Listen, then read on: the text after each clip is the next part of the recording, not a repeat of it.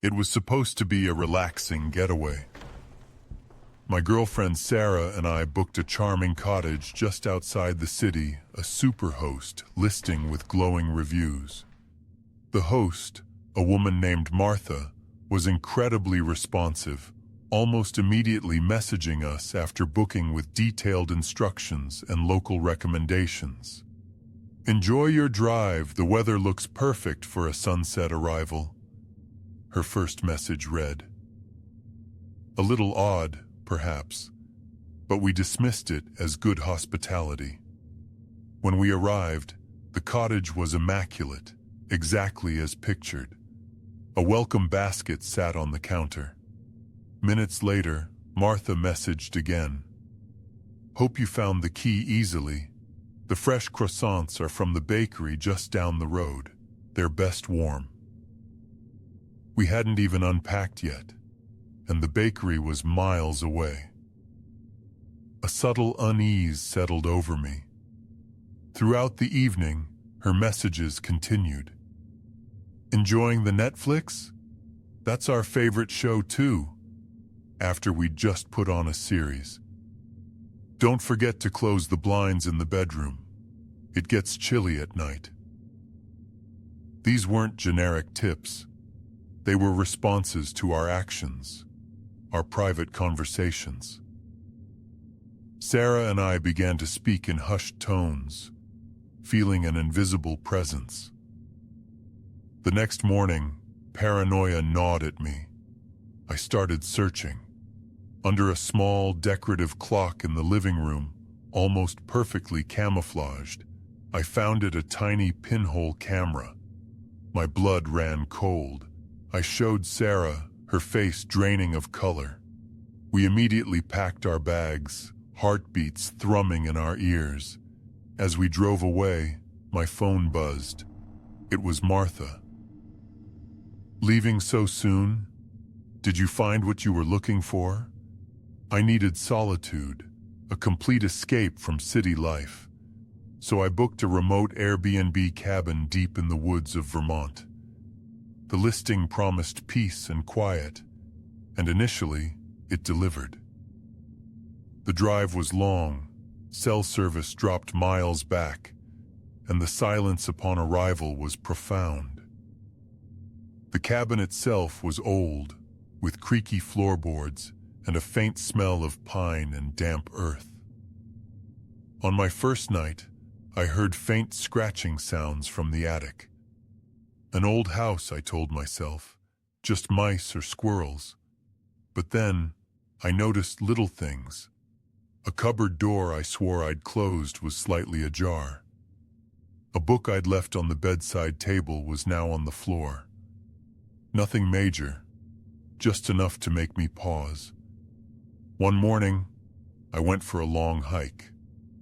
When I returned, the cabin felt different, colder somehow. I noticed a small, intricately carved wooden bird on the mantelpiece that I hadn't seen before. It wasn't part of this cabin's rustic decor. It felt out of place, almost new. My unease intensified. I messaged the host, but with no cell service, I knew it wouldn't send until I drove out. Later that evening, as I was making dinner, I heard a distinct, soft cough from upstairs. My blood froze. I wasn't alone. I grabbed the heaviest pan I could find and crept towards the stairs. The attic access panel was barely visible in the ceiling of the hallway.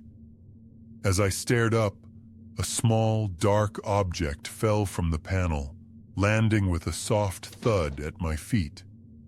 It was a single, perfectly white feather. Then, the distinct scent of a lit cigarette drifted down. I looked up again and saw the panel was now slightly ajar. My friends and I booked a spacious, modern Airbnb for a weekend of board games and good food. The place was stunning, all glass and steel with panoramic views. There was just one oddity, a door in the kitchen, plainly marked, "Private, "Do not disturb." We figured it was a utility closet or the host's storage and largely ignored it. The first night was great. We laughed, cooked, and everything felt perfect. But on Saturday morning, I noticed something strange. My favorite mug, which I'd left on the counter, was now in the drying rack, perfectly clean.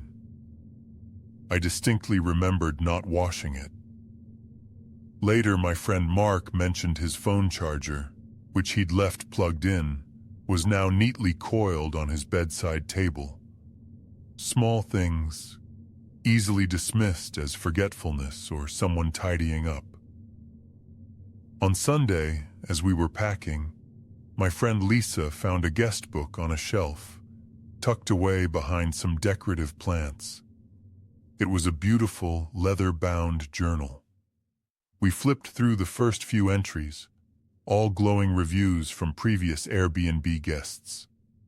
Then, near the back, we found a series of entries that stopped us cold. They weren't reviews. They were diary-like notes, describing the daily routines of previous guests in unnerving detail. The couple from California argued loudly last night. The four friends played that noisy card game again. The solo traveler left his shoes by the door again.